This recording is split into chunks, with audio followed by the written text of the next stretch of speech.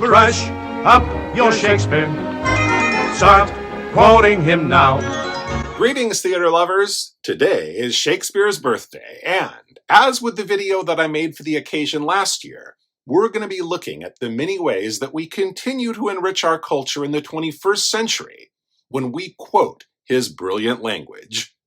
But first, if you're a fan of Shakespeare or of the theater arts in general, please consider liking this video, subscribing to my channel, and hitting that notification bell so you don't miss any other content, analyzing great theatrical works, and sharing some of my own. Now, in last year's video, I pointed out some of the everyday phrases and terminology that you may have used without ever knowing that it was he who wrote it and is the reason why it is such a famous line. But this year, we're going to be honoring his contributions to our culture by counting down the top 10 most underrated lines that are not frequently quoted, but should be. These lines are especially powerful in describing aspects of the human condition that are arguably more relevant today than at the time they were written. So, start quoting them now. Let's go! He jests at scars that never felt a wound. Okay, so this first one is quoted fairly often, but not nearly as often as it should be, considering the massive insensitivity that people have towards those less fortunate than themselves. And with the sad state of affairs in a society that is, as they say, drowning in information but starving for wisdom, where literally anyone with a half-baked opinion can find some evidence on social media that supports their confirmation bias without bothering to recognize the logical fallacies embedded in that so-called evidence, every year we are more and more inundated with pontifications from those who can tell you about a time in which they didn't get things 100% their way, and thus they know what it's like to be in the shoes of individuals who have suffered from an actual injustice. These are people jesting at scars that never felt a wound, and we need to start saying so. Mark this, Bassanio. The devil can cite scripture for his purpose. Yeah, this is another one that is already fairly widely quoted, because the hypocrisy of those who cherry-pick the Bible to say that God is on the side of their evil schemes obviously dates back to the beginning of organized religion. But given how obviously out of control this phenomenon has become in this day and age, it is probably now more relevant than at any previous time. Brush up your Shakespeare and start quoting this one more. Divinity of Hell. In my earlier video about the disappointing cuts that were made in some film adaptations, I mentioned how much I like Iago's monologue that contains this line. Well, this is another one exposing the fraud of the disingenuous individuals who put on a holier-than-thou act and actually managed to win many people over with it. It comes in one of Shakespeare's classic instances of the villain breaking the fourth wall to share his treachery directly with the audience. So here we have the villain using the phrase to say it himself about what a hypocrite he is. Something that in real life, of course, would never happen. But in real life, the rest of us who aren't taken in by these people's BS could always start using this as a snappy comeback to let them know that maybe it's working on those other people, but we're just not buying it. Divinity of Hell. I am in blood stepped in so far that should I wade no more, returning were as tedious as go on. A couple years ago, I made another video about how Macbeth's descent into evil is something that can be seen in other villains of modern drama, and how people who may at first have a conscience that makes them struggle against the temptation to do evil, but then how each further evil act further desensitizes them to the consequences of their actions. I encourage you all to check that video out if you haven't done so already.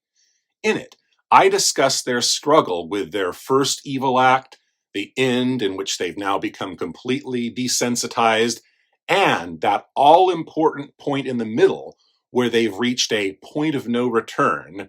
At this point, they still would like to go back and be the good person that they once were, but they realize that they're just in too deep by this point for going back to ever be a realistic consideration.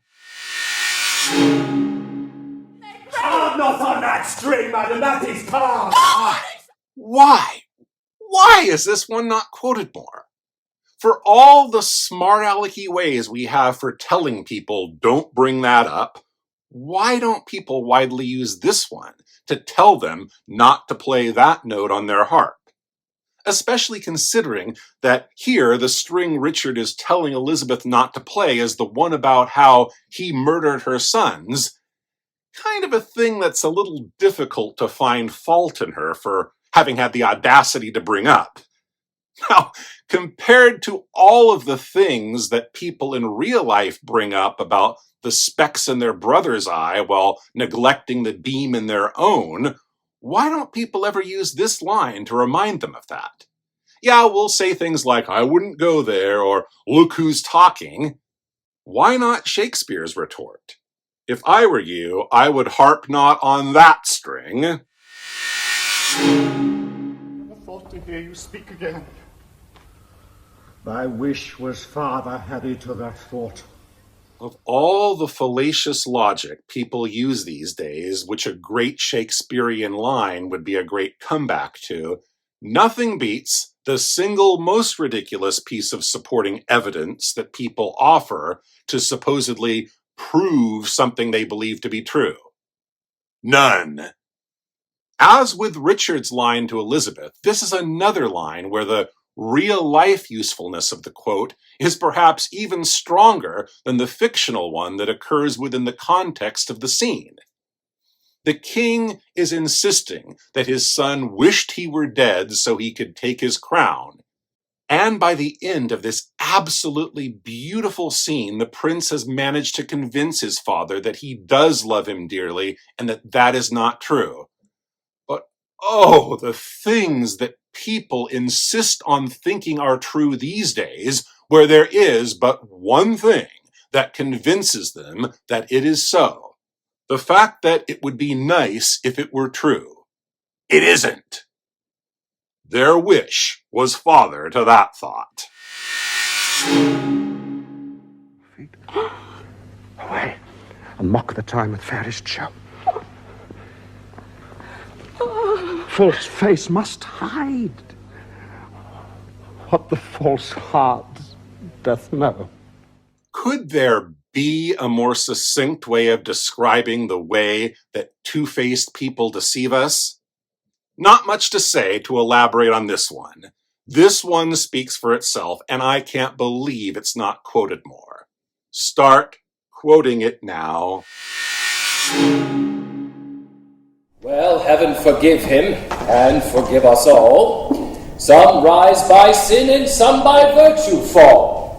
Such a brilliant and painful reminder of how unfair life is, and about the idiocy of all the things people say to convince themselves that justice will always prevail.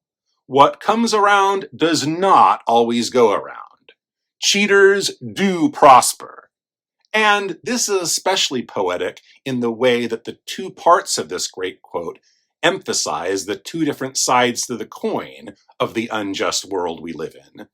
Both those who get rewarded for their ruthless behavior and those who suffer the consequences of doing the right thing. This is a criminally underrated line. Start quoting it now.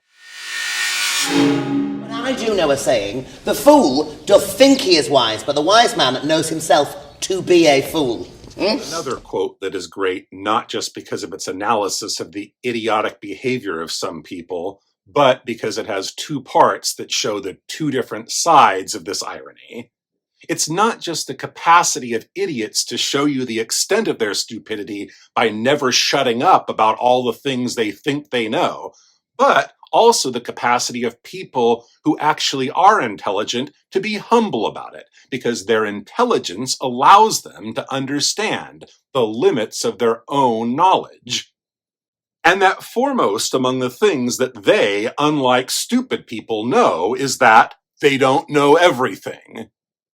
The increasing prevalence of this phenomenon is seen in the fact that it's even been given a name, the Dunning-Kruger effect. And there are lots of videos out on YouTube that analyze this under that name. But why don't they simply quote Touchstone's line? He and the Bard were a lot more eloquent and succinct in explaining this effect.